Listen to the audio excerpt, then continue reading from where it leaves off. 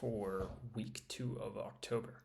Now, this week is going to be special in the sense of this government shutdown that we can see the warning about here, because all this news that we see, these unemployment claims here where it says tentative and this NFP data, that was supposed to come out last week. Now it's moved to a week back, right?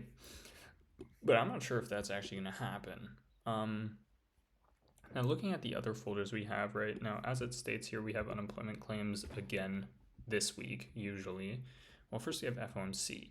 Now I think FOMC might happen, to be honest, just based on like, I don't know, maybe they say like, you know, the FOMC data is like, I don't think the Fed gets shut down, essentially, is what I'm saying. I'm not sure, but I think it's still happening. These unemployment claims, however, like if these don't come out and it's still shut down, these won't come out either, right? Because it's the same folder, so it's going to be the same government agency that gives out the data.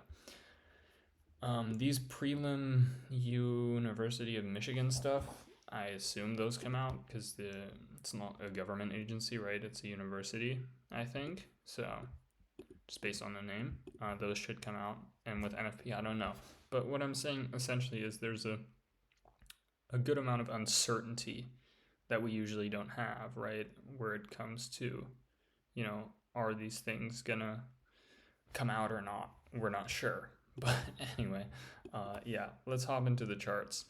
And, you know, there's less unsurety maybe in the charts than there is in the news folder. Anyway, hopping into dollar. Now, last week we had a bullish expectation, wanting to see a continuation of this purge and then move higher, right? Since we have all these stacked highs here.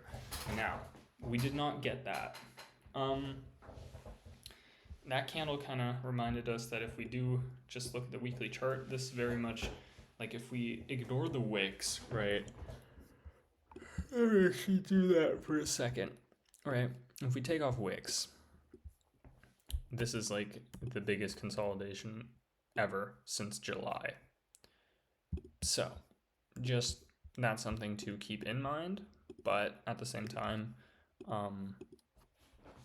I would say I'm overall still bullish, right? Like I just think these equal highs that are so stacked, so ready to be taken, they're just too smooth, right, to be left. But I mean, we'll see. Potentially they get left for a later point in time, I guess, but we'll see. Overall, like if we drop to the daily chart, we now have a daily bearish gap from last week and a daily bullish gap here, and we're kind of in between both.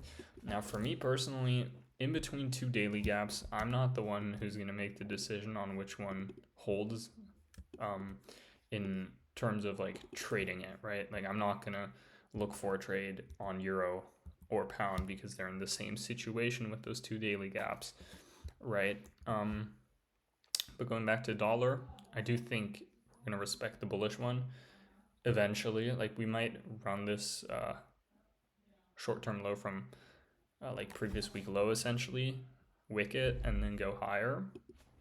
That is a possibility, right?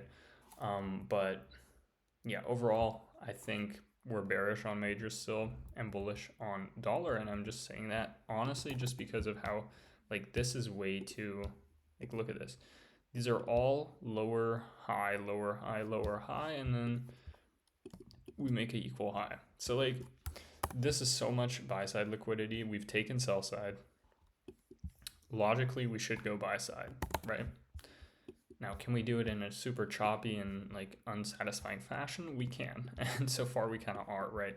Like the satisfying way to have would have been doing this.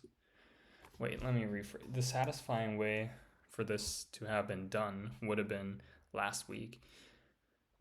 Either this is the low of the week on Tuesday and we rally, or Monday is the low of the week and we rally, right? Like either we hold this gap or we hold this gap and just instantly displace away. So that already didn't happen. So from that we can note we're at least not in high probability bullish conditions. We might still be in bullish conditions, but it's not like snappy, right? It's lethargic. maybe slowed down by the government shutdown and all the other stuff that's happening in the world, as we have been in this consolidation, right? Like the past few weeks before this run lower and then this run higher, that was pretty clean. But yeah, so overall on dollar, I am leaning bullish, and I'll just say I'm bullish, right? Just to have like a bias out there, but I'm not looking to trade initially off either of these gaps. I want to see the market prove to me what it wants to do before I engage with that. Now, very different, we have the indices, and I'm just straight up bullish on these. No reason to make it too complicated. We have this really big bullish order block that we tapped on Thursday, so far respecting it.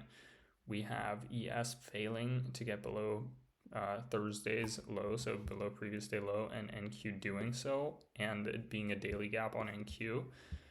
My initial thought going into the week is I'm watching this daily gap for a trade, right? I want to see the hourly do something, potentially even like as simple as let me get the brush out. Where the hell is the brush? Here's the brush. Maybe as simple as this, just like right instantly off the start of the week, we just continue this run lower that we've kind of started here on these last two candles, take this low and then run higher. Like that would be the most simple way to do it. But overall, I want to see that daily gap hold, hourly setup in here, and be able to go long and target a new all-time high. And that's very simple, bullish on indices. Moving on to silver and gold. Essentially just as simple, right? We have these two very big and then a lot of weekly gaps in total. Like we have weekly gap, weekly gap, weekly gap, weekly gap, weekly gap, weekly gap here, weekly gap there, on both. Now, I don't think those weekly gaps are going to be relevant because I do not see us trading below a previous week low right now on gold or silver, right? Like we haven't done that in like what? When's the last previous week low we hit was here, right? And then for 1, 2, 3, 4, 5, 6, 7, 8 weeks, so 2 months of price action, we've never taken a previous week low. And it's not showing any indication that it wants to. And then looking at this, my target on silver for now, before we do go all-time highs, we do have a swing high here at 52,845, right? That, yeah, since we displaced through that 45,930 level, you know, it seems like what's stopping us from going there. Anyway, when it comes to silver, right, we already used this daily gap. When it comes to gold, we already used this daily gap. What I want to see is, once again, potentially like a Monday low of the week, like we've been having. Like this is a Monday, this is a Monday, this is a Monday. So far we've always like been displacing higher on Mondays. If we can get Monday to displace, Tuesday to continue, and then maybe Wednesday to retrace, and then Thursday a big continuation, Friday kind of consolidation type thing, then we could have a very nice daily internal external play out, and that would be peak. So that's kind of what I'm looking for. Bullish on majors, bullish on metals, bearish on majors, bullish on indices. And yeah, that's the outlook. All right, peace out.